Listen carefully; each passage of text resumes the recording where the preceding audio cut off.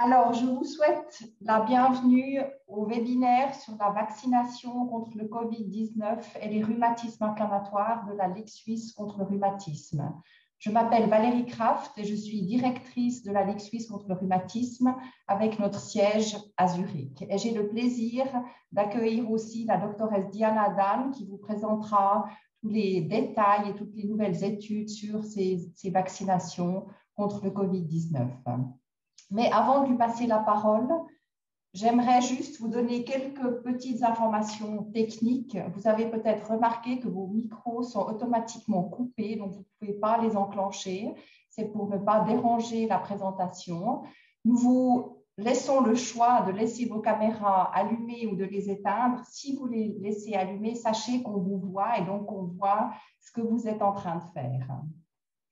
Pour toute question que vous voulez adresser à l'oratrice, nous vous demandons d'utiliser la fonction chat que vous trouvez au bas de votre écran et de l'écrire, ce qui me permettra, après la conférence, dans une séance de questions-réponses, de grouper toutes les questions et de les poser à notre oratrice, la doctoresse Diana Dan.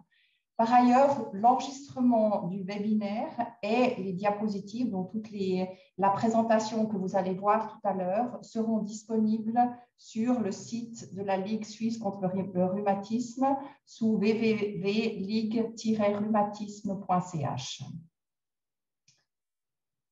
Le programme de cette 1h30 de webinaire, je vais passer la parole tout de suite ou très bientôt à la doctoresse Diana Dan.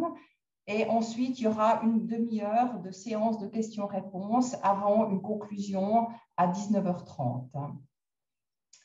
Pour terminer cette petite introduction, je vous invite après la conférence à aller aussi consulter notre site internet. Donc, comme je l'ai déjà dit tout à l'heure, www.ligue-rhumatisme.ch. Vous trouvez beaucoup d'informations concernant la vaccination, des questions-réponses qui sont actualisées très régulièrement et beaucoup d'autres informations sur le coronavirus, mais aussi évidemment sur beaucoup d'autres thèmes qui tiennent au rhumatisme. Voilà, avec cette toute petite introduction, je vais stopper ma présentation et j'ai le plaisir d'accueillir la doctoresse Diana Dan, qui est médecin associé au service de rhumatologie du CHUV, qui nous soutient beaucoup pour ses conférences, qui a déjà fait une conférence la semaine dernière en allemand pour la Suisse allemande. Et je te passe volontiers la parole, Diana, pour ta présentation. Merci beaucoup. Merci Valérie pour l'introduction. Bonsoir tout le monde. Je vais partager maintenant ma présentation.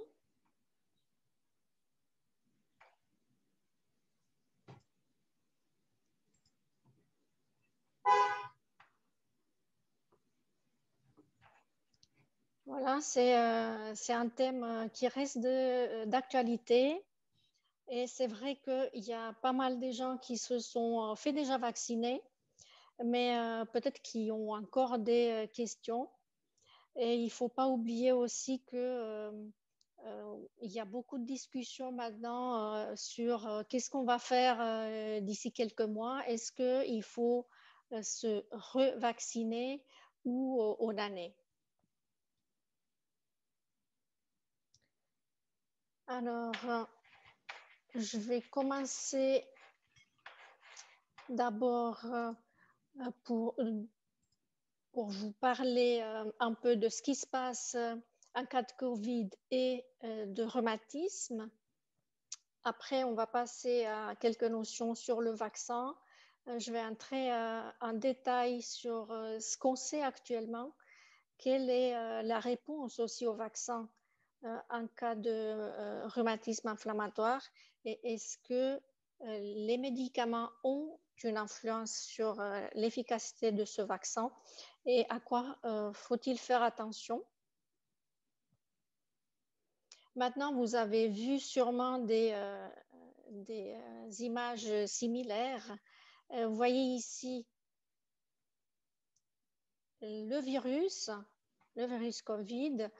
Pourquoi je vous montre cette image? C'est parce que ça sera plus facile de comprendre les différents mécanismes ou des méthodes qu'on a pour fabriquer les vaccins. Donc, le virus, c'est une petite cellule qui a son matériel génétique au milieu et qui est entourée par une couche de graisse. Et à la surface du virus, il y a ce qu'on appelle cette protéine spike. Et elle est importante parce que c'est grâce à cette protéine qu'on va avoir une réponse immunitaire au virus et respectivement au vaccin. Donc, qu'est-ce qui se passe si on est infecté? Cette petite cellule, le virus, il va entrer dans une cellule humaine ici.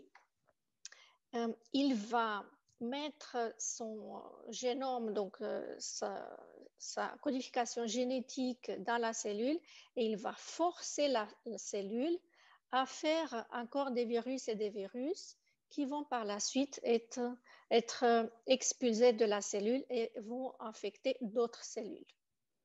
Et on va utiliser ce mécanisme. Vous voyez ici, c'est le RNA du virus pour fabriquer, entre autres, ces vaccins mRNA.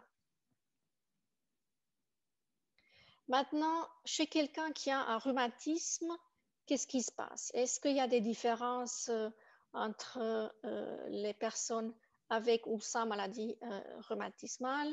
Quel est le risque de contamination par le virus? Maintenant, si on pense au risque de contamination, vous pouvez vous poser la question, est-ce que je suis plus à risque ou pas? Puis finalement, ce qu'on sait, c'est que probablement le risque de contamination est comme pour la population générale ou éventuellement légèrement augmenté. Une fois que les patients qui ont un rhumatisme ont contracté le virus, est-ce qu'il y a des différences par rapport à quelqu'un qui n'a pas de maladie rhumatismale? Qu'est-ce qu'on sait? On sait que finalement, ça se manifeste de manière très similaire. Il y a de la toux, il y a la peine à respirer, mais les gens qui ont un rhumatisme ont la tendance à avoir un peu plus de fièvre et ils font plus fréquemment une atteinte des poumons, donc une pneumonie au COVID. Et ils ont plus d'hospitalisation. Un autre thème sur lequel on parle beaucoup, c'est le COVID long. Et je voulais juste souligner le fait que ce COVID long, ce n'est pas une bagatelle, hein, ce n'est pas anodin. Et si on regarde les chiffres qu'on a en Angleterre, vous voyez ici la répartition par groupe d'âge. Ceux qui font le plus de COVID long, c'est les gens qui sont entre 25 et 70 années. Et ça, c'est valable pour la population générale. On n'a pas les données pour les gens avec un rhumatisme, mais on peut imaginer que la distribution doit être plus ou moins similaire. Maintenant, vous voyez ici que c'est 15% quand même qui vont développer ce COVID long. Donc, ce n'est pas que la maladie, que le risque d'hospitalisation, mais c'est aussi, il faut aussi penser à ce COVID long qui n'est pas anodin, qui peut entraver vraiment la qualité de vie des gens. Et c'est valable pour toute la population. Maintenant, en cas de rhumatisme, qu'est-ce qu'on sait? On sait que les gens risquent d'être hospitalisés, donc ça veut dire avoir une forme grave du COVID 2 fois plus que quelqu'un qui n'a pas de rhumatisme et qu'il y a plusieurs facteurs qui jouent un rôle dans ce risque augmenté. Déjà d'avoir de la cortisone, donc prednisone, plus de 10 mg par jour, ça augmente le risque.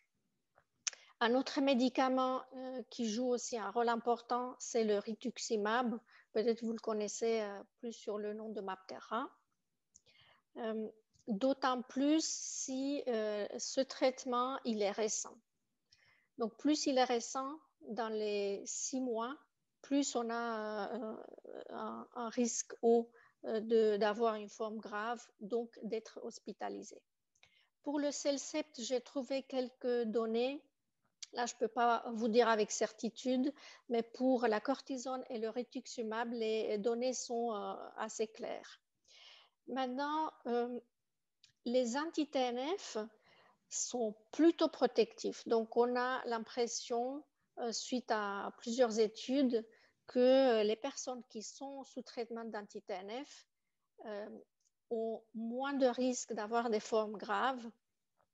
Donc, les anti-TNF, je vous donne quelques exemples, le Lumira ou le Remicade, l'infliximab, l'Ambrel, le Simponi et le Cimzia, c'est les anti-TNF. Donc, c'est plutôt protectif.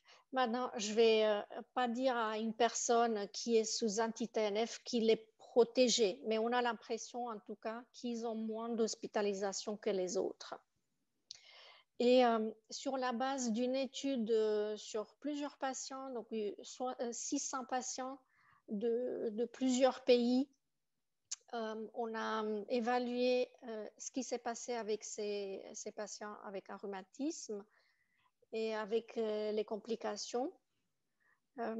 On a vu que c'est surtout les gens qui avaient une connectivite, donc le lupus, le syndrome de Sjögren, ou bien une vasculite, donc une inflammation des vaisseaux, qui avait un peu plus de risques que les autres.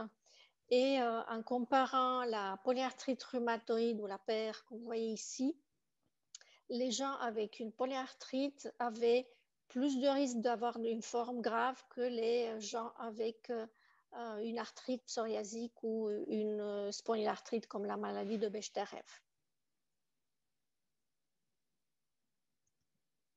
Maintenant, j'ai eu parfois la question, est-ce que d'avoir l'infection peut déclencher des problèmes auto-immunitaires? Et on a vu qu'il y a des cas de maladie de Graves. Ça, c'est un problème avec la glande thyroïde. Il peut y avoir des gens qui développent un lupus. Il peut y avoir ce syndrome qui est probablement de plus en plus décrit, mais qui est mal connu généralement parce qu'il est rare. Donc, post-orthostatic tachycardia syndrome, avec des symptômes qui sont des palpitations, peine à respirer et d'autres symptômes. On peut développer un syndrome antiphospholipide. Ça, c'est globalement quelque chose qui est lié aux thromboses, donc à la formation de coagules dans les veines ou les artères. Donc, ça peut être assez grave. L'arthrite, donc l'inflammation des articulations, c'est rare. Donc, on en a vu, mais plutôt rarement. Puis, il y a eu une autre maladie qu'on peut voir suite au Covid, la myasthénie.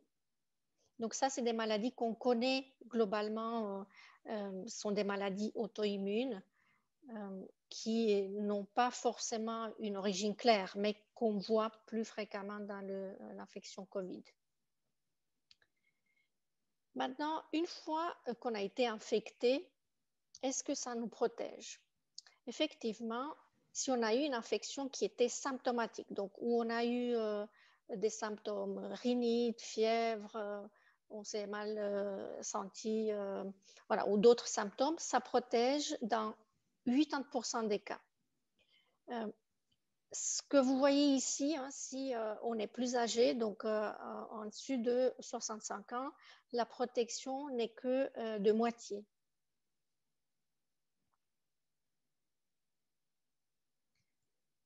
Et c'est pour ça qu'il faut parler du vaccin. On a beaucoup parlé de la priorité de vaccination par groupe de risque. En tout cas, tout au début, quand on a reçu le vaccin, puisqu'il y avait relativement peu de vaccins, donc il fallait prioriser. Maintenant, il y a quand même beaucoup de cantons où on peut se faire vacciner à partir de 16 ans ou 18 ans. Mais je vous rappelle qu'en dessus de 65 ans, on était considéré personne à risque, donc il y avait la première priorité. Et en dessous de 65 ans, il y avait ces critères que vous voyez ici. Donc, la population vulnérable, c'était la première priorité et je vais aller en détail tout à l'heure. Le personnel soignant avec un contact avec la population vulnérable ou quelqu'un proche du même ménage. Et ensuite, les résidents dans les institutions médico-sociales. Maintenant, voilà, comme je disais, dans beaucoup de cantons, il n'y a plus besoin de rentrer dans une de ces catégories pour pouvoir se faire vacciner. Mais si je reviens aux personnes vulnérables, vous avez déjà entendu parler du fait que d'avoir du diabète, ça vous met à risque. Avoir un surpoids, ça vous met à risque. Avoir un traitement immunosuppresseur, c'est aussi un risque. Et là, je vous ai montré l'image d'une radiographie des poumons avec un problème des poumons. Donc, mais finalement, c'est quelqu'un qui a un organe vital qui est souffrant. Ça fait partie de cette catégorie de personnes vulnérables.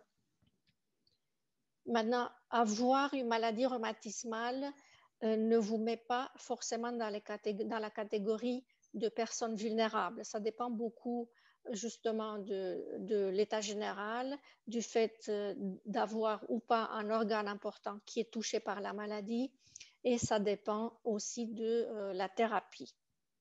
Et puisqu'on parle de la thérapie, quels sont les médicaments finalement qui vont affaiblir le système immunitaire, donc qui mettent les personnes à risque? C'est la cortisone. Et ici, on a mis la barre à 20 mg par jour. Donc, vous voyez, il y a une différence un peu entre ce que je vous ai montré tout à l'heure et la barre qu'on a mis ici dans les recommandations de l'OFSP. Je vais en revenir sur la dose de cortisone parce que voilà, il faut aller un petit peu plus en détail. Les biologiques et les anti-JAK sont aussi des médicaments qui vont affaiblir le système immunitaire.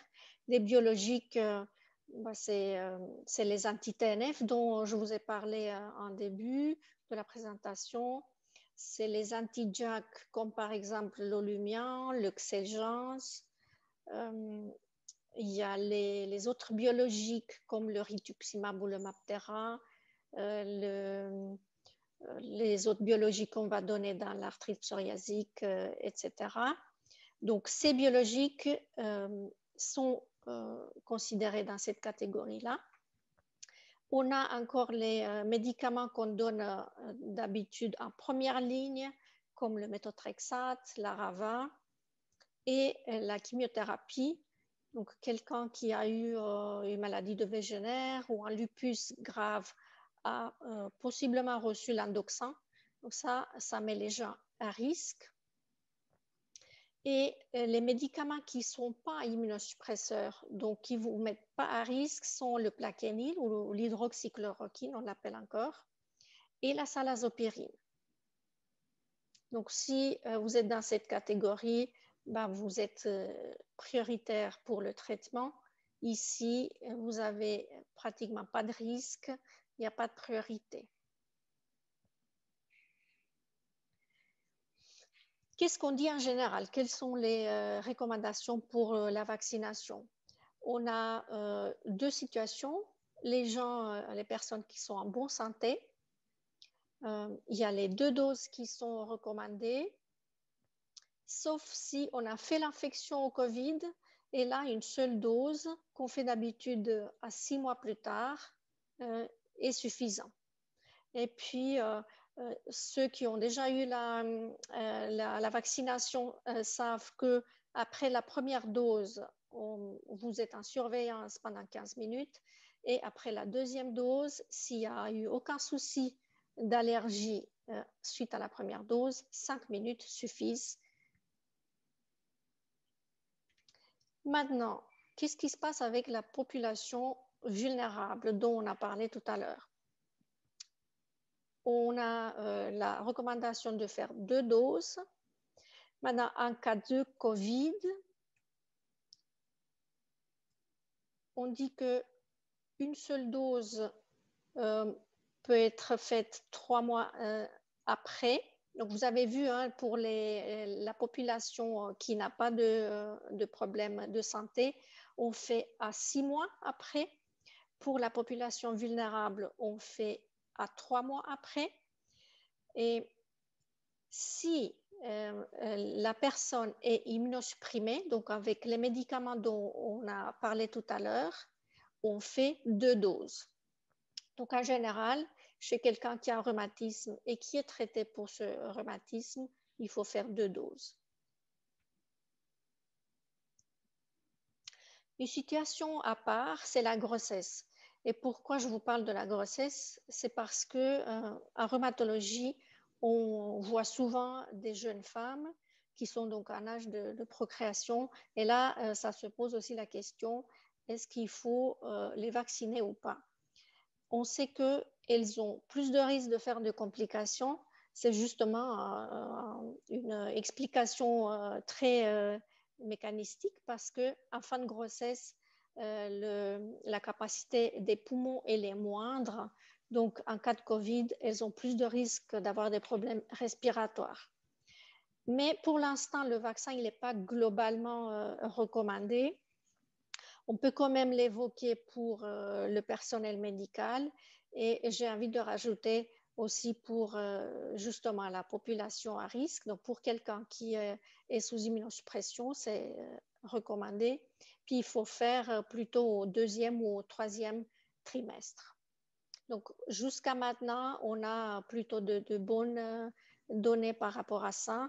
Mais vous savez bien que chez la femme enceinte, on va toujours être très, très prudent pour les médicaments.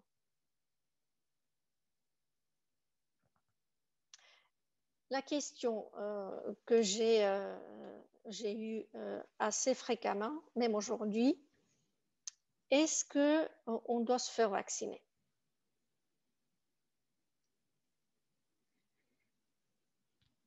Ceux qui sont parmi vous sous immunosuppression savent que avant de commencer un traitement immunosuppresseur, on vous parle beaucoup des vaccins. On recommande d'être à jour avec les vaccins en général. Et puis, on va toujours vous recommander de faire le vaccin contre la grippe 1 fois par année et de faire le vaccin contre la pneumonie, contre le pneumocoque.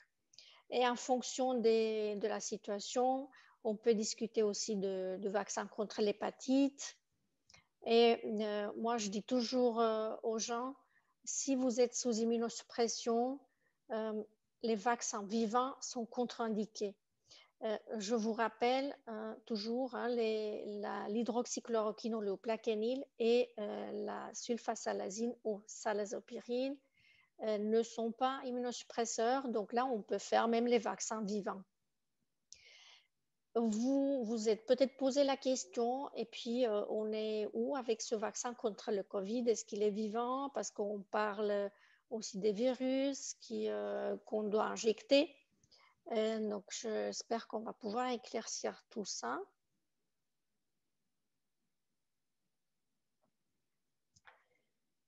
Là, c'est encore un schéma d'une cellule et avec les mécanismes qu'on a pour fabriquer les vaccins. Vous connaissez bien que les vaccins qu'on a maintenant sur le marché suisse sont les vaccins qu'on appelle un mRNA. Donc, vous voyez ici un schéma. Ici, ce n'est pas le virus. Hein. Ici, c'est un bout, une partie des gènes du virus qui sont entourés d'une couche de graisse. Et ce vaccin, il va s'introduire, ou ces particules, ou nanoparticules, on l'appelle parce que c'est très petite, va entrer dans la cellule. Et c'est par le même mécanisme que vous avez vu en début de la présentation que ça agit. Ça va forcer la cellule de faire cette particule de virus qui est codée par ce fragment génétique, qui est la protéine spike. Puis la cellule va exprimer cette protéine à sa surface et cette protéine va déclencher la réponse immunitaire donc la réponse vaccinale. C'est ce qui va nous protéger. Donc, il y aura des cellules qui vont toujours faire des anticorps contre cette protéine et il y aura d'autres cellules qui vont rester, cellules à mémoire, qui vont rester dormantes et elles seront prêtes au prochain contact avec le virus de lutter contre le virus. Donc, ça, c'est un des mécanismes. Donc, c'est les deux vaccins qu'on a, le Moderna et le Pfizer, qui ont ce mécanisme-là. Il y a d'autres mécanismes avec un virus, hein, c'est un adénovirus qui il peut pas se répliquer, il peut pas se multiplier dans l'organisme.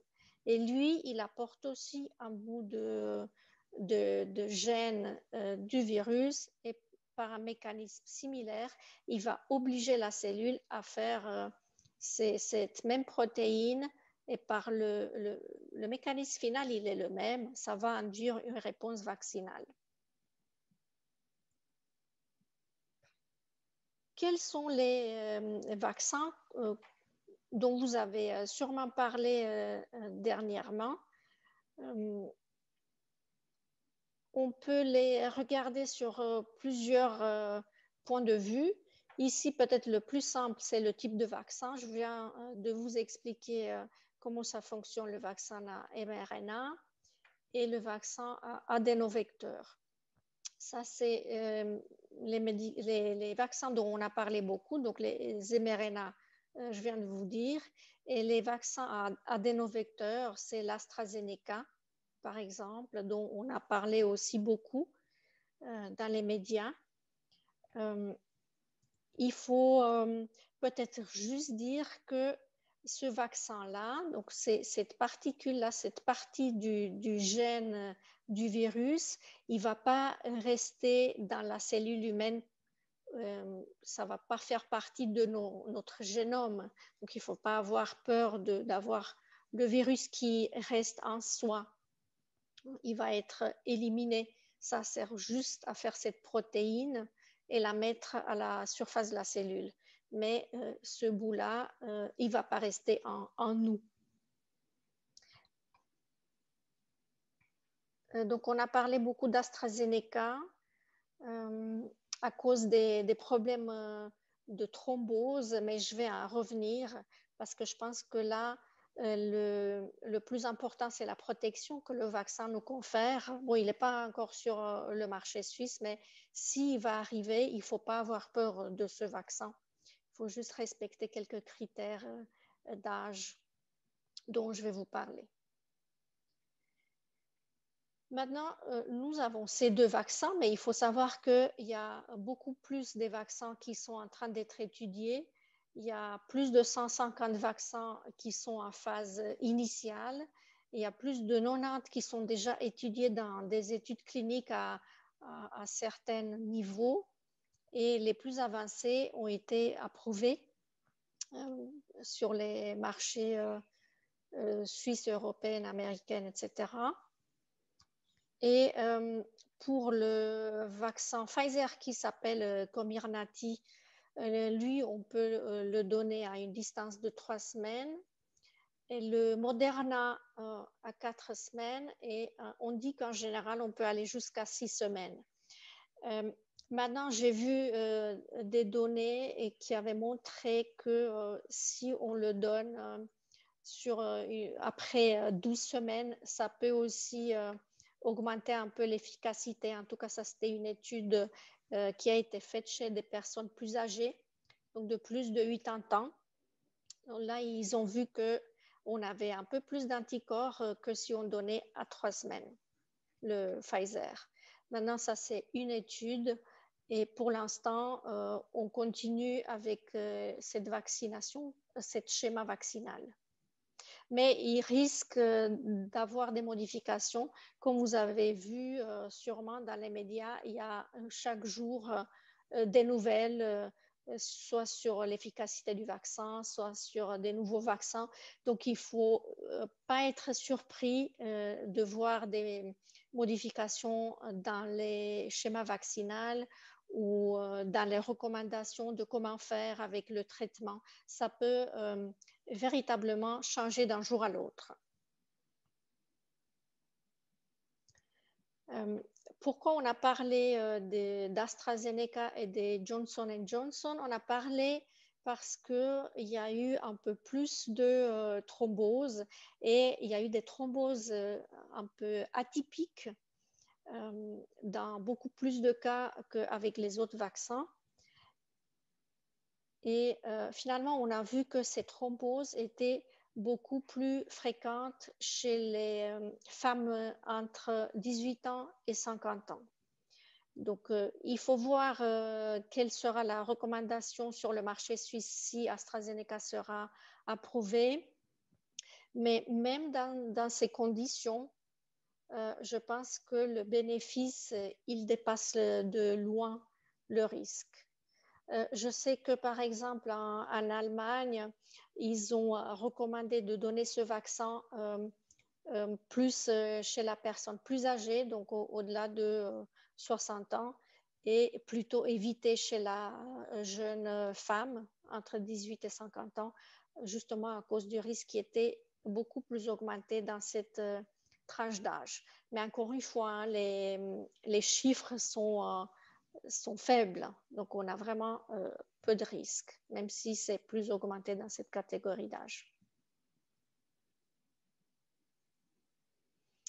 Pour l'efficacité du vaccin, vous avez sûrement entendu parler du fait que les 2 vaccins qui sont sur le marché suisse sont vraiment très, très efficaces. Vous voyez ici, 95% après la 2e dose. Maintenant, il ne faut pas oublier que si on ne peut pas faire la 2e dose, on est à uniquement 50% contre une infection. 50%. Donc, il ne faut pas la rater, hein, ou il faut la rattraper. Ça protège déjà contre une infection, hein, donc ça c'est le risque, la protection contre une infection, mais ça protège beaucoup contre les complications graves. Et selon l'étude que vous regardez, ça peut être entre 70% et 90%. Ça protège des hospitalisations, ça veut dire c'est un peu similaire hein, avec les complications, les formes graves. Et ça protège aussi des infections asymptomatiques, ce qui est très important parce que les gens qui font une infection asymptomatique, ils ont plus de risques de transmettre le virus.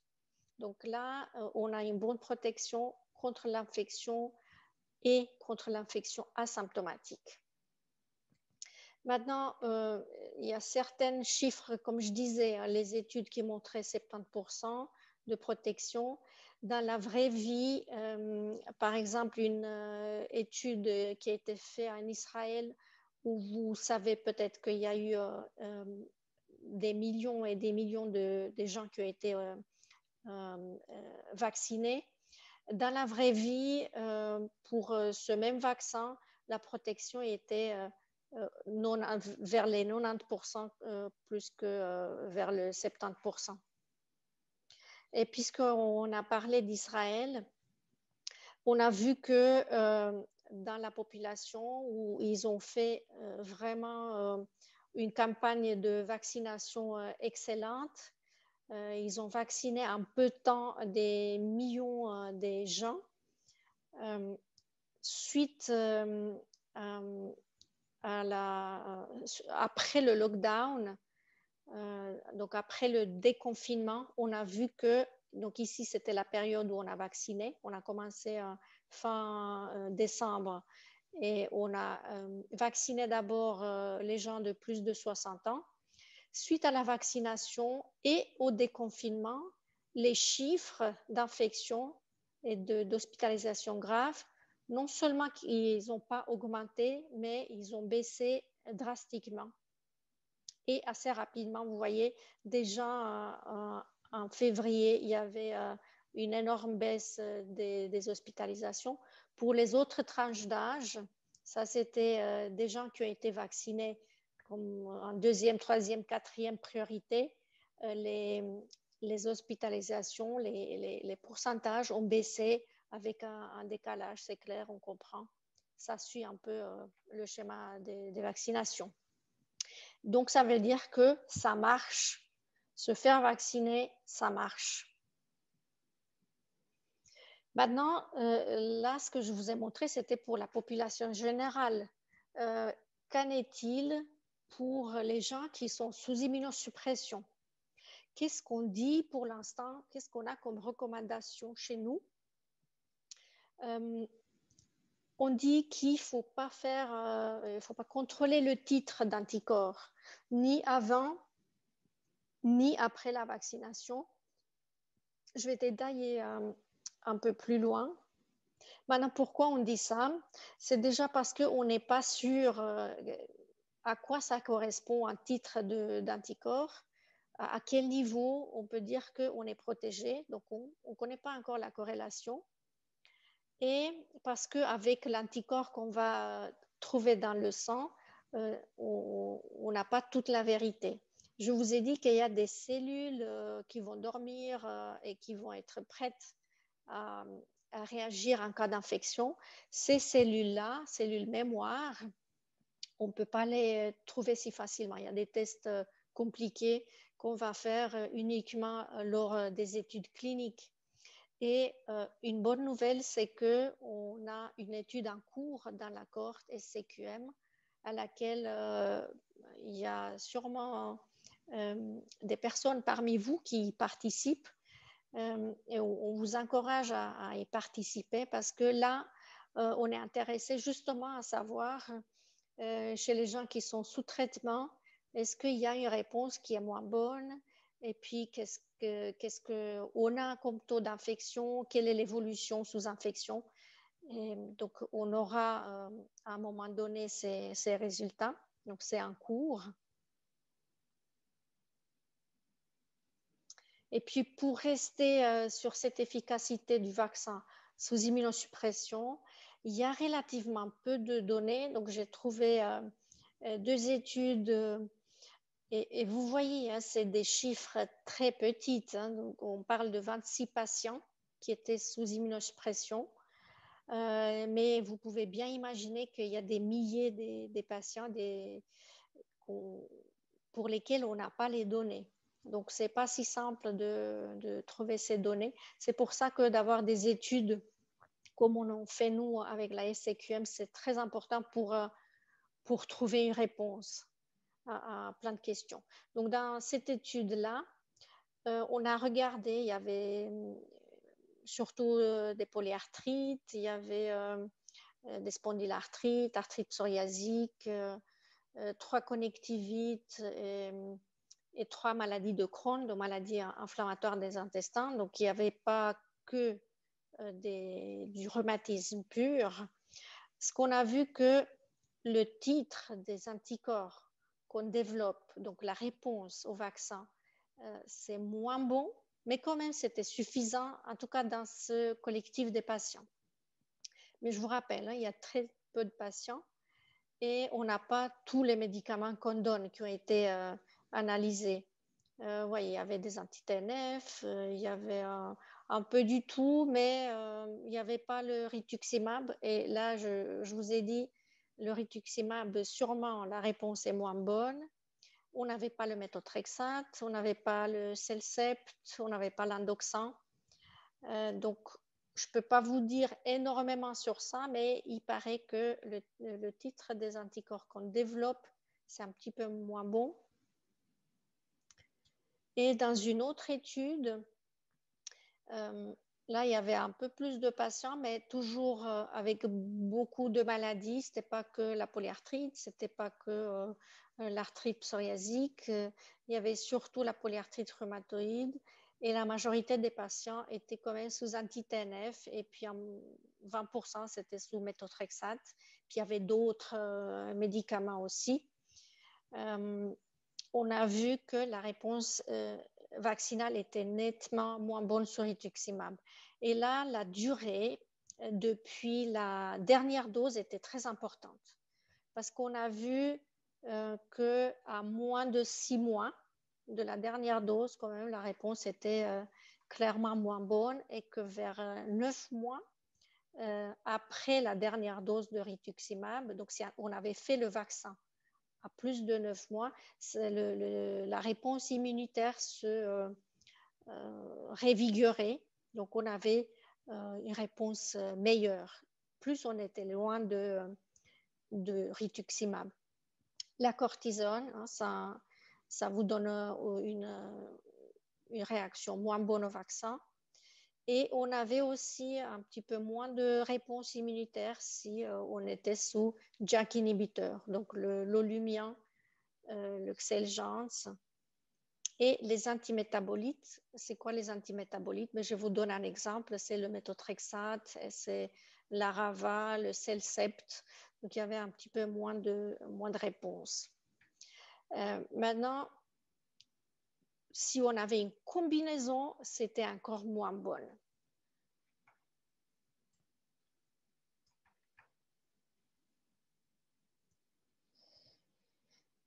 En général, qu'est-ce qu'on dit pour le moment? Comme je disais, ça peut changer du jour au lendemain. Chez quelqu'un qui a un traitement de fond et veut se faire vacciner contre le Covid. En général, on va dire qu'il ne faut pas interrompre le traitement de fond. Ou chez quelqu'un qui n'a pas encore de traitement de fond, mais qui a besoin, qu'il ne faut pas retarder l'introduction d'un nouveau traitement. Maintenant, comme je disais, hein, vous avez vu ces études qui ont clairement montré que la cortisone et le rituximab ou le Mabtera vont abaisser quand même la réponse immunitaire.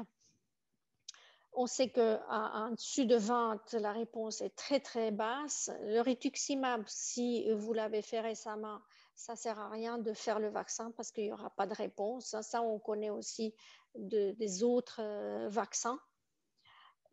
S'il y a eu une infiltration de cortisone dans une articulation, par exemple, c'est bien d'attendre 24 heures avant de se faire vacciner.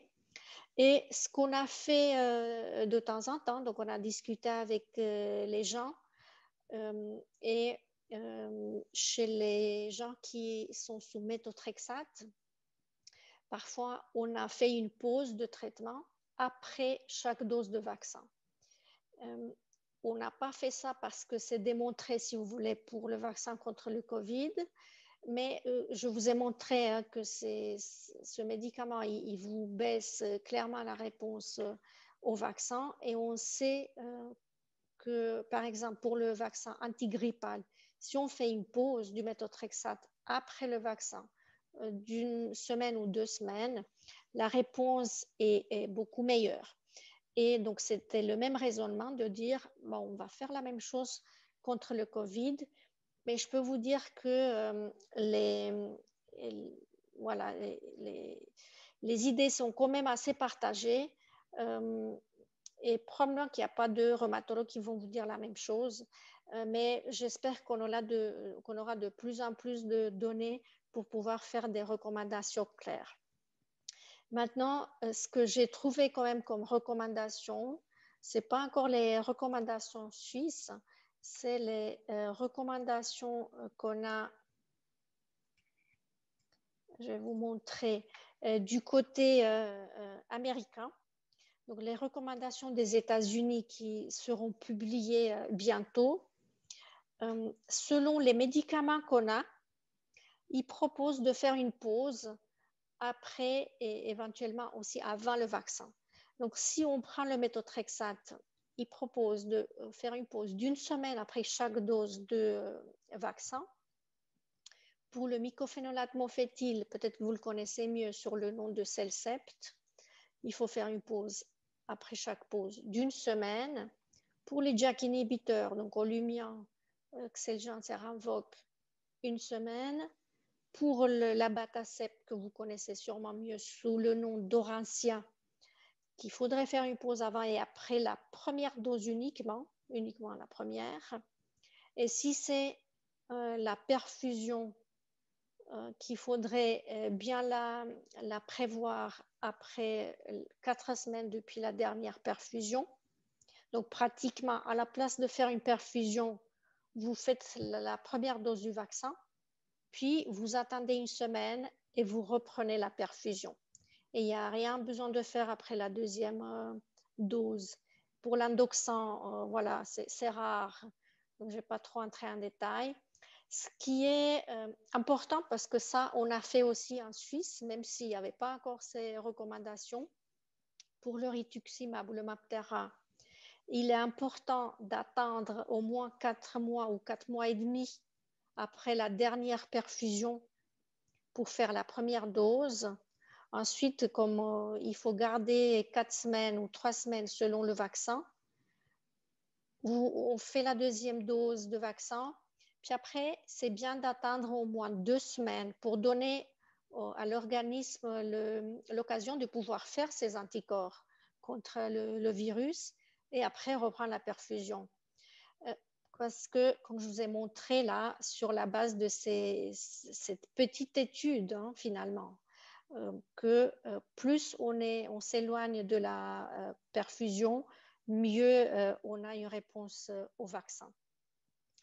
Et là, pour les anti-inflammatoires et le paracétamol, il y a cette recommandation de faire une pause avant chaque dose, le jour d'avant. Maintenant, encore une fois, ça c'est les recommandations des États-Unis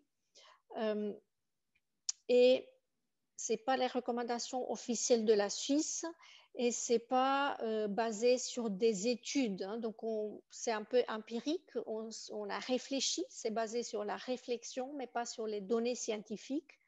On a réfléchi et on a fait ces recommandations.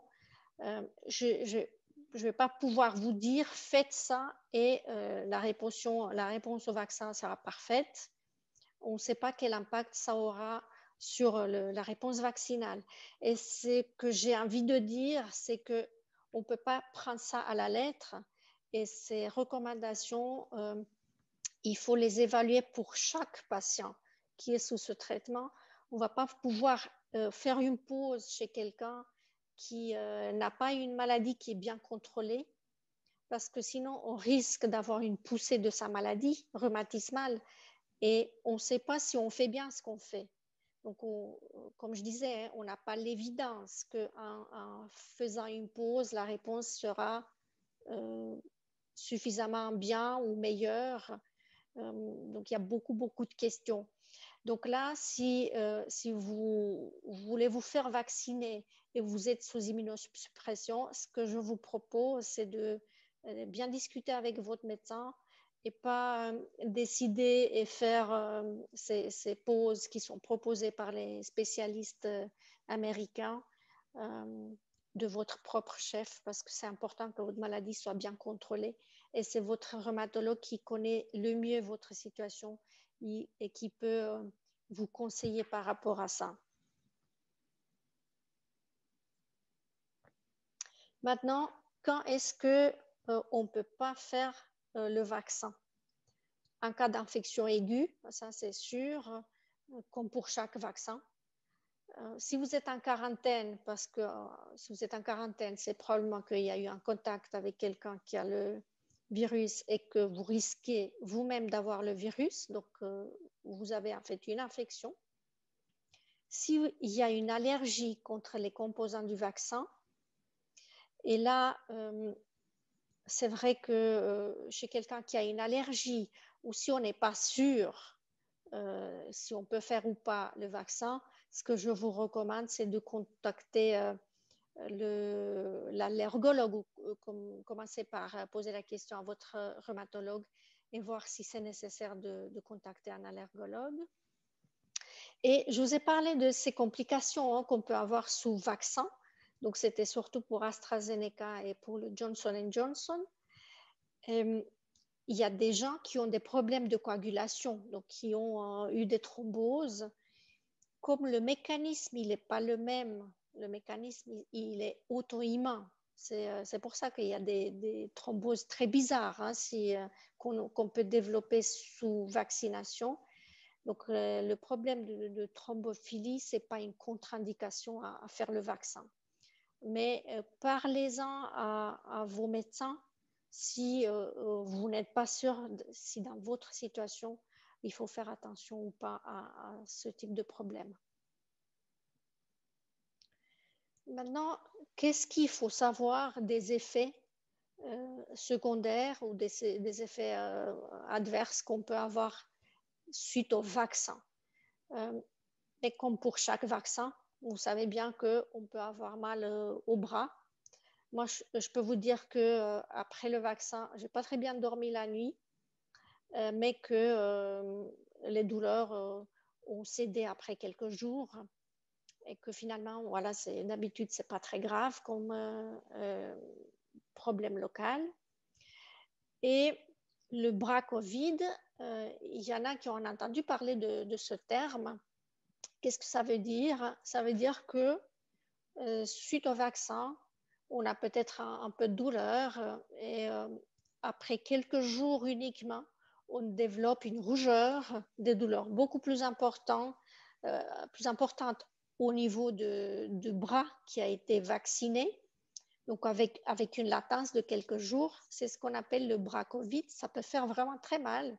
Ça peut être très, très tuméfié, très rouge. Il ne faut pas avoir peur. En général, ça s'améliore avec application de la glace et puis on peut prendre des anti-inflammatoires et du dafalgan.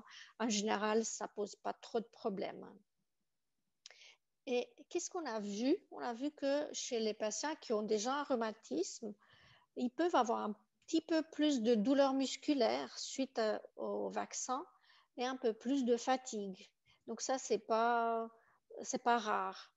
Mais finalement, globalement, les gens n'ont pas plus de poussée de la maladie qu'en dehors la vaccination. Et on a eu une question de quelqu'un du public sur des cas de zona. Et effectivement, moi, j'ai trouvé une petite étude avec des personnes qui ont été vaccinées et qui ont développé relativement rapidement après le vaccin de zona. Donc, c'était entre 3 jours et 2 semaines après le vaccin. Et c'était vraiment très, très peu de gens. Je pense qu'il y avait 6 patients dans ce collectif-là. Et l'évolution a été globalement bonne, mais on n'a pas toujours fait la deuxième dose de vaccin. Puis les patients avaient des maladies assez variées, donc je ne peux pas vous dire que la polyarthrite fait plus de zona, etc. Donc, globalement, il y a beaucoup de réactions locales. Il y a beaucoup de gens, c'est entre 70 et 80% des gens qui vont faire des réactions.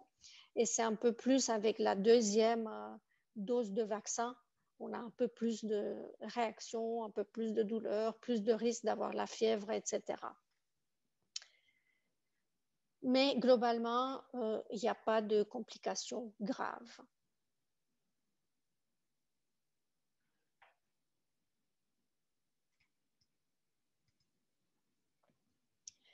Maintenant, pour la question, est-ce que le vaccin va déclencher des poussées ou un rhumatisme? Là, il a fallu beaucoup chercher. Donc, j'ai trouvé une étude, encore une fois, avec beaucoup de gens d'Israël, parce qu'eux, ils ont vacciné des millions de gens, donc sur un collectif de 6-7 millions des gens vaccinés. Il y a eu cette étude avec 27 cas. Et puis, ils ont analysé ces 27 cas de problèmes auto-immuns ou rhumatismales. Et il y avait des gens qui n'avaient pas de maladie et qui ont développé quelque chose d'auto-immun. Il y avait des gens qui avaient des polyarthrites et qui ont fait des poussées. Du B7, ça c'est une maladie rare, c'est une vasculite, donc une inflammation des vaisseaux. Des gens avec de lupus et d'autres maladies auto-immunes diverses et variées. Et finalement, il y avait donc 27 problèmes de poussée, mais uniquement 6 poussées graves. Donc, vous imaginez, il a fallu chercher dans 6-7 millions de gens vaccinés pour trouver des problèmes de poussée. Et ces poussées-là ont eu une amélioration assez rapide dans la grande majorité des cas. Donc, c'est extrêmement rare d'avoir des problèmes, soit avec la propre maladie, soit de développer une autre maladie inflammatoire. Et qu'est-ce qui se passe après le vaccin? Ben, pour l'instant, il faut continuer à porter le masque, en tout cas dans les espaces publics. Vous avez sûrement lu que si vous êtes vacciné, vous pouvez être en privé avec d'autres gens qui ne sont pas vaccinés et qu'il n'y a pas besoin de porter de masque. Donc déjà, il y a une ouverture. Que aussi dans les EMS, il y a aussi plus d'ouverture pour les gens qui sont vaccinés. Et puis, il faut savoir, c'est là qu'on a commencé la vaccination. Donc là, voilà, ça vous ouvre des libertés. Et il faut quand même continuer les mesures d'hygiène. Et si vous êtes en public, pour l'instant, en tout cas, il faut continuer à porter le masque et continuer les mesures d'hygiène, la distanciation sociale, laver les mains ou désinfecter les mains. Maintenant, j'ai eu déjà la question, qu'est-ce qui se passe pour les patients, pour la population vulnérable qui est vaccinée? Est-ce qu'après la deuxième dose de vaccin, on est complètement à l'abri ou est-ce qu'on est quand même encore à risque d'avoir des formes graves? Et là, si on regarde les recommandations de l'OFSP, là, ils disent clairement il n'y a pas besoin de mesures supplémentaires après la deuxième dose si on est à 2 semaines après la première dose. Donc, sur le plan, si vous voulez, officiel, on est complètement protégé. Moi, j'ai envie de relativiser ça parce que, comme je viens de vous dire, pour certains médicaments, on sait que la réponse immunitaire, elle sera moins bonne. Donc, chez ces gens-là, on ne pourra pas être sûr à 100% qu'ils sont protégés. Donc, pour chaque personne, il faut évaluer leur risque quand même de faire un problème, une infection Covid, malgré le vaccin, et insister auprès de l'employeur pour quand même continuer les mesures supplémentaires. Donc là, encore une fois, votre partenaire de discussion, c'est votre médecin rhumatologue. Et je peux vous dire que moi, j'ai eu aussi des questions pour des situations difficiles où on n'est pas sûr de la réponse au vaccin, où parfois il faut discuter aussi avec le médecin de travail qui peut nous aider dans des situations difficiles. Et qu'est-ce qu'on a comme perspective? On verra si au bout d'un moment, on pourra se balader en public sans masque. Ça serait sympa. Hein. Il faut dire que voilà, ça nous fatigue un peu de devoir toujours porter ce masque. Est-ce que ça vaut la peine de mesurer quand même ces anticorps chez certaines catégories de patients? Là, je pense qu'on doit attendre les résultats des études qui sont en cours. Je me suis déjà posé la question, mais si j'ai envie de mesurer ça chez quelqu'un, qu'est-ce que je pourrais faire? Mais en fait, finalement, ces tests-là, ils ne seront pas pris en charge par la caisse maladie parce que pour l'instant, c'est pas recommandé parce qu'on ne sait pas quoi faire de ce titre d'anticorps. Donc, il faut attendre. Et il faut savoir aussi que on doit dire ce qu'on cherche parce qu'il y a des anticorps qu'on doit chercher après le vaccin.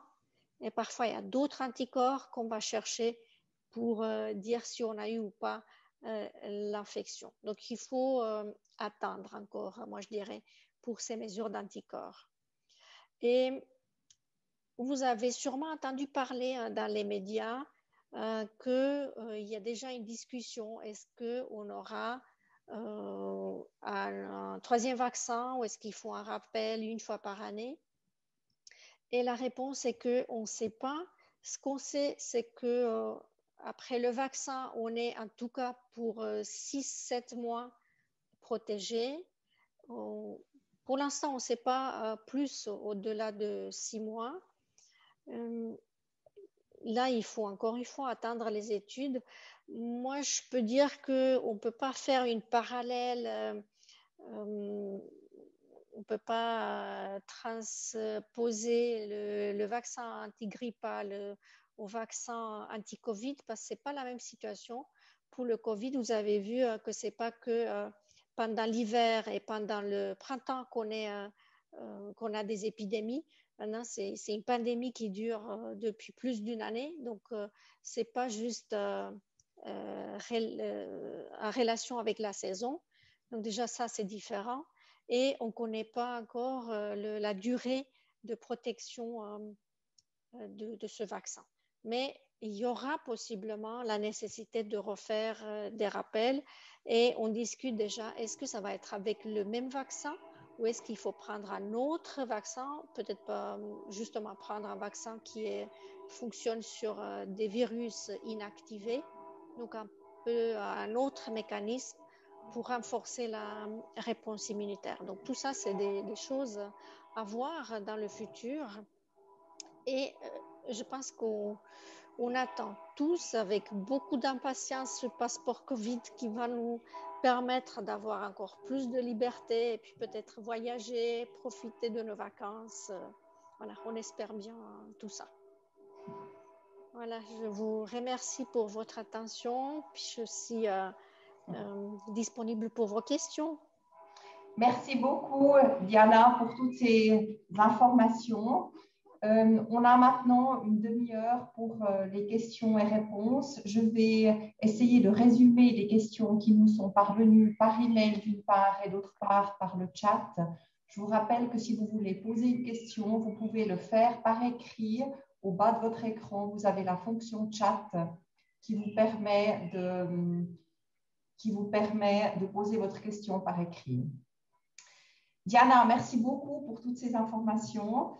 Il y a une question qui revient de temps en temps, c'est par rapport à ce troisième vaccin. Tu viens de terminer en disant que de mesurer ce titre d'anticorps n'était pas encore vraiment quelque chose de très utile parce qu'on ne sait pas exactement ce qu'on cherche. Est-ce que tu peux nous en dire un petit peu plus là-dessus? Ce qu'on ne sait pas exactement, parce que bien sûr qu'on pourra voir le titre, voir combien il monte. Ce qu'on a fait pendant les études dont je vous ai parlé, c'était principalement de comparer le titre qu'on développe sous immunosuppression avec le titre des gens qui n'étaient pas traités, donc qui étaient des gens en bonne santé. Et par exemple, pendant la première étude, l'étude allemande, on a vu que, maintenant on peut parler un peu des chiffres pour que vous ayez une idée, on a vu que la réponse des gens qui n'étaient pas traités était, donc ils développaient un titre de 2500 unités et les autres développaient un titre d'environ 2000. Donc la différence, elle n'était pas énorme, elle était significative, si vous voulez, du point de vue de la statistique, mais le titre qui était développé aussi par les gens avec un rhumatisme et traité par immunosuppresseur, il était quand même au-delà du seuil qui s'était fixé. Maintenant, quel est le seuil qui nous protège? Ça, c'est une autre question. C'est pour ça que il faut avoir plus de données pour dire quel est le seuil. Parce que finalement, si on trouve un seuil qui nous donne la certitude que cela nous protège, finalement, peu importe si les gens développent un titre plus bas, s'il est suffisant. Même s'il est de 20 fois plus bas que le titre qui est développé par quelqu'un qui n'est pas immunosupprimé, ce n'est pas la valeur absolue qui compte. C'est pour ça que même si je fais le titre, qu'est-ce que ça va me dire? Je peux le comparer à quelqu'un qui n'est pas immunosupprimé, mais ça ne me donne pas l'information si la personne elle est protégée ou pas, parce que ça, ils n'ont pas regardé. Ils ont regardé, bon, le titre, il est tel, mais ils n'ont pas regardé plus loin. Est-ce que les gens qui ont eu ce titre, est-ce qu'ils tombent malades ou pas? Est-ce qu'ils sont protégés ou pas? Mais est-ce que c'est peut-être quand même ce titre qui, dans le futur, avec les études, nous donnera une indication s'il faut un troisième vaccin et qui a besoin peut-être d'un troisième vaccin? Je pense que déjà, dans la population générale, probablement qu'on va dans la direction de voir avec un tel titre, est-ce on revient à un risque plus élevé de tomber malade et il faut se faire vacciner. Et voilà, je pense que c'est comme tu dis, Valérie, c'est les études qui vont nous montrer quel est ce titre qui est important. Et peut-être encore une chose, et après on peut terminer la discussion sur le titre. Chaque laboratoire, souvent chaque hôpital, il fait ses propres tests d'anticorps. Donc chaque laboratoire a son titre qui considère normal. Donc là, c'est encore une difficulté en plus de comparer des choses qu'on ne peut pas super bien comparer. Parce que même pour les valeurs les plus banales qu'on a pour l'hémoglobine, donc pour les globules rouges ou les globules blanches, ça diffère d'un laboratoire à l'autre et d'un hôpital à l'autre. Donc là, il y a encore une difficulté qu'on va devoir résoudre d'une façon ou d'une autre. Il y a encore du travail à faire. Oui, mais je pense que finalement, on va pouvoir se baser sur un titre, celui qu'il faut justement définir. Maintenant, on a deux, trois questions concernant les traitements avec les anti-IL, à savoir s'il y a des interactions entre le vaccin et la thérapie. Et une autre question par rapport au risque de ces patients à l'infection au Covid.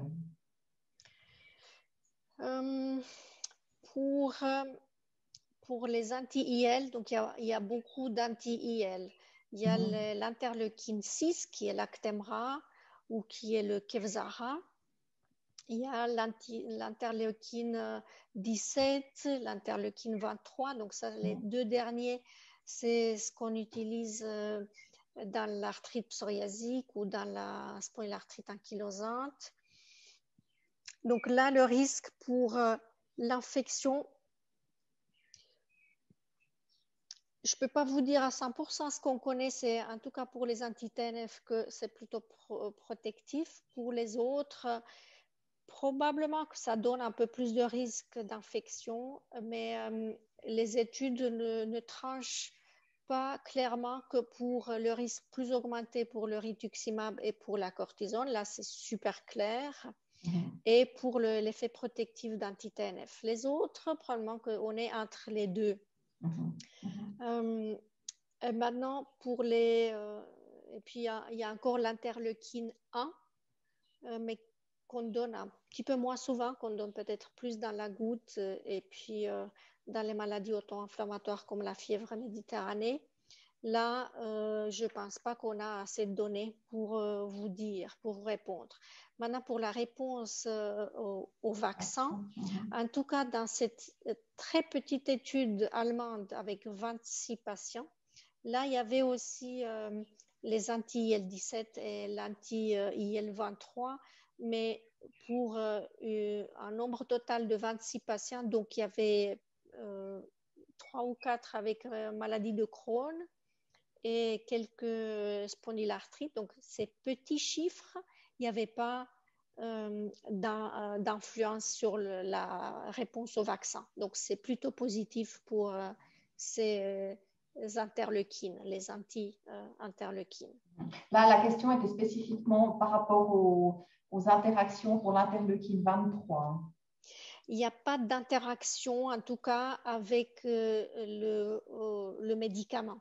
Donc, interaction dans le sens où le vaccin va bloquer l'interleukine ou des choses comme ça. Donc, pas d'interaction, Mais par contre, je peux vous dire que sur l'effet de vaccination, on a ces très faibles données. Avec peu de patients, il n'y avait pas d'influence. Donc, on pense que la réponse vaccinale devrait être bonne. Donc, plutôt une bonne nouvelle. Ouais. Ouais. D'accord. Une toute autre question, est-ce que le vaccin contre les pneumocoques a un effet protecteur sur les problèmes pulmonaires liés à une infection au Covid? A priori, pas en soi, mais ce qu'on voit, et c'est pas rare, chez quelqu'un qui a eu une infection, qui a une infection virale, et puis voilà, le Covid, c'est une infection virale, il peut avoir comme complication une surinfection bactérienne. Donc, il y a une bactérie qui peut se rajouter au Covid, donc les conséquences peuvent être vraiment dévastatrices. Donc, mais ce n'est pas le mécanisme direct. Il va juste protéger contre l'infection au pneumocoque. C'est un peu ce qu'on avait dit aussi pour le vaccin contre la grippe. Ce qui a été dit... exactement la même chose. Hein. On dit que ce n'est pas un mécanisme direct, mais que voilà, c'est bien de le faire, mais ce n'est pas que dans le contexte de Covid, j'ai envie de dire. Et puis, on a une question, quelqu'un qui aimerait intégrer l'étude SCQM dont tu as parlé. Et je pense qu'effectivement, ça vaudrait la peine que le plus de patients possible. Maintenant, ce que je peux vous dire, c'est qu'il y a plusieurs choses qui se passent en parallèle. Pour l'étude SCQM qui est liée à la vaccination, ce qu'on a fait, c'est qu'il y a eu des lettres et des kits de tests qui ont été envoyés à des personnes qui ont répondu oui à l'appel. Maintenant, comment on a fait cet appel?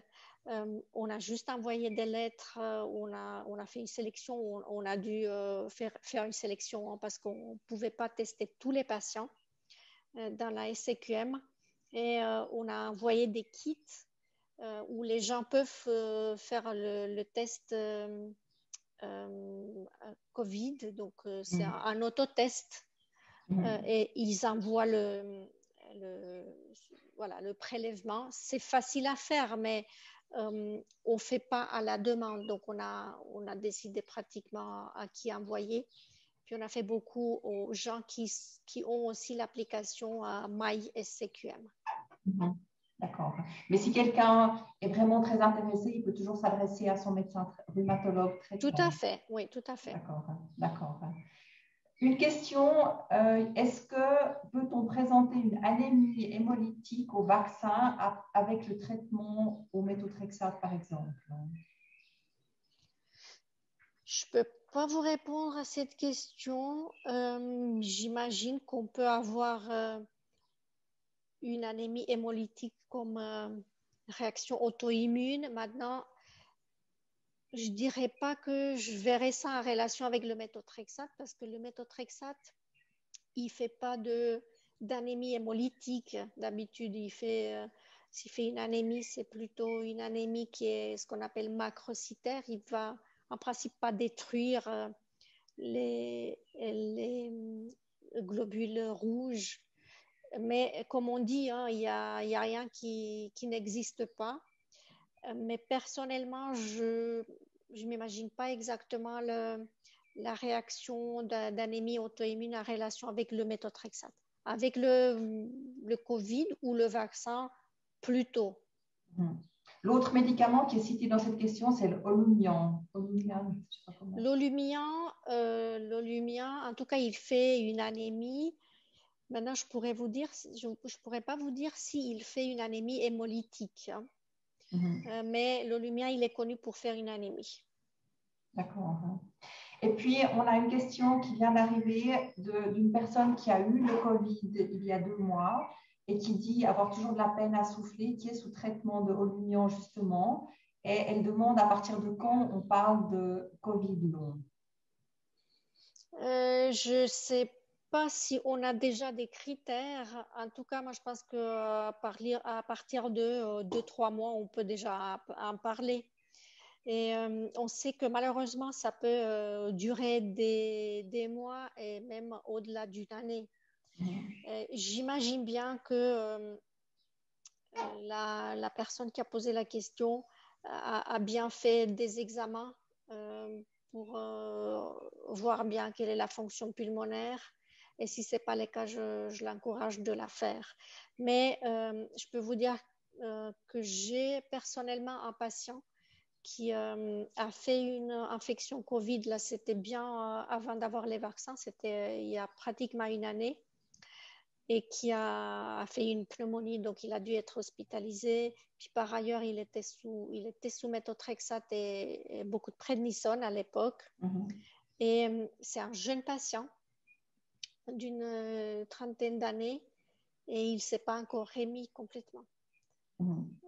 Et même si on sait qu'il a guéri sa pneumonie, donc il faut malheureusement à s'attendre à avoir des longues périodes, même si on espère bien sûr que ça parte plus vite. Parce qu'on a une autre question, une personne qui nous dit avoir eu quelques effets secondaires après le premier vaccin et qui maintenant, elle craint le deuxième vaccin. Qu'est-ce que tu lui recommanderais? Moi, je ne sais pas si la personne a pris des anti-inflammatoires, a pris de Dafalgan. Moi, je lui recommande, c'est sûr, c'est tout à fait normal et compréhensible d'avoir peur. Moi, je dirais que c'est bien de faire le deuxième vaccin parce que je vous ai montré que l'efficacité, elle est de uniquement 50%, hein, la protection après la première dose, et que ça vaut la peine d'arriver à 95% avec la deuxième. Et moi, je dirais que moi, personnellement, je ferais comme ça. Je prendrais déjà le jour de la vaccination, soit du Dafalgan, soit un anti-inflammatoire, et avoir sur la table de nuit ces médicaments et puis les prendre en cas de besoin. J'hésiterai pas, mais je l'encourage de le faire. D'accord. Tu as parlé d'une contre-indication en cas d'allergie ou à d'autres composants du vaccin. Comment est-ce qu'une personne peut savoir si elle a ces allergies? Je peux vous peut-être repartager l'écran et vous montrer un slide que je ne vous ai pas montré.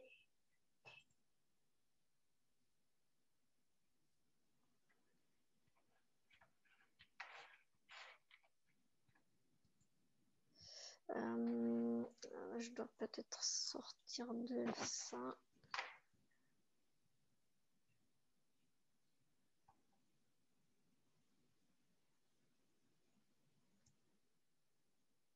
Parce que c'est tout un schéma.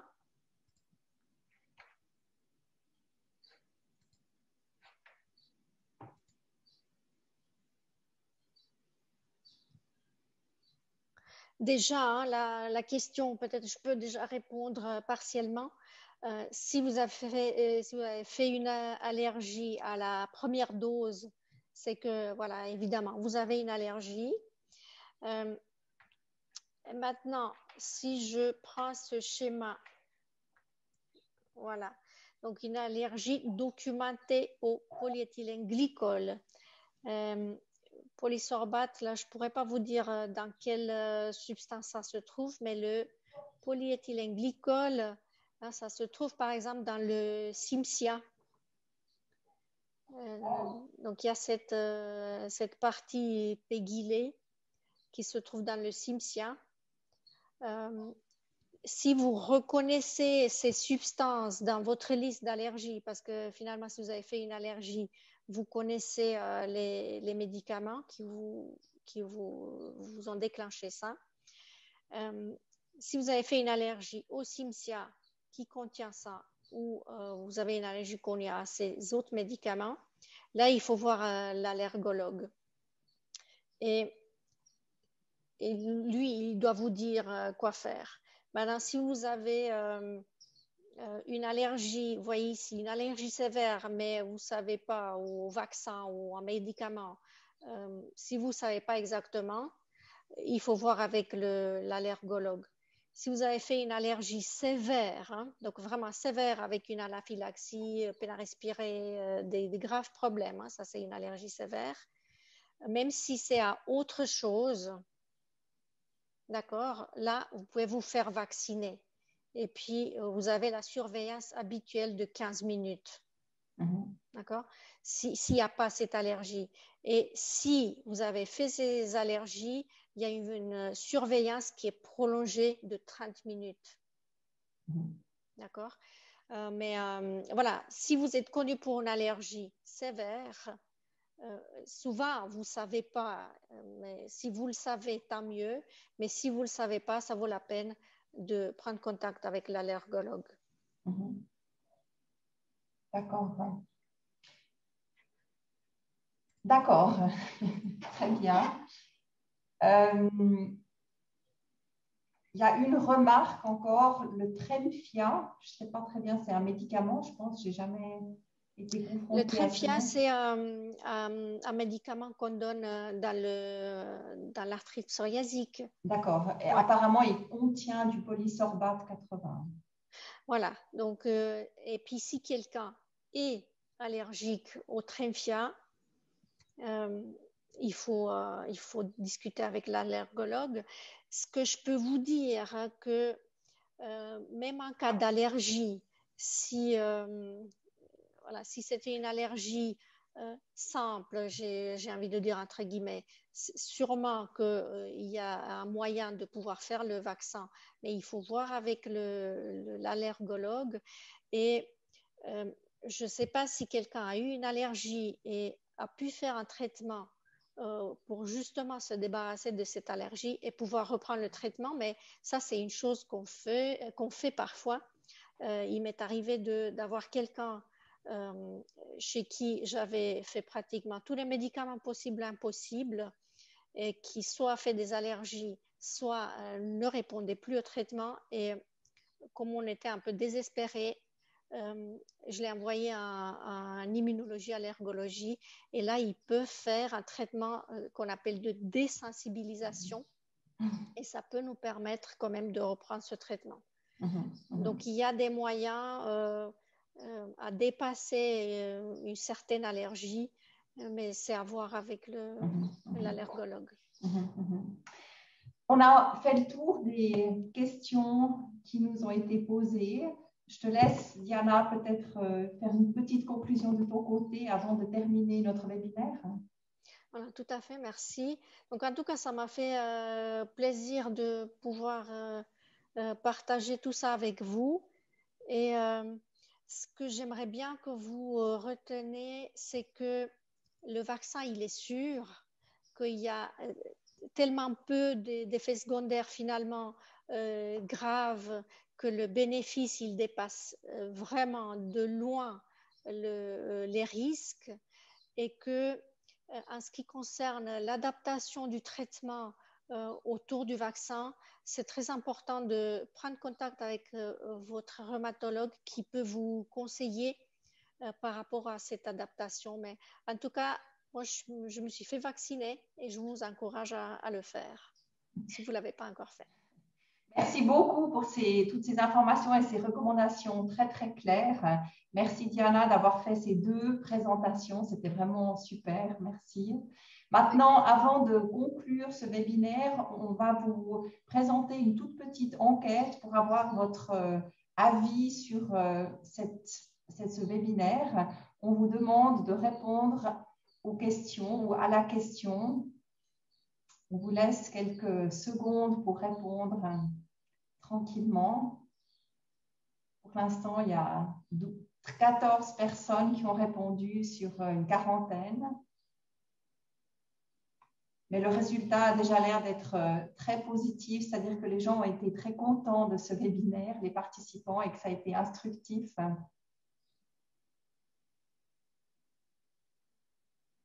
Encore 30 secondes pour y répondre. Voilà, je crois que le résultat est très positif.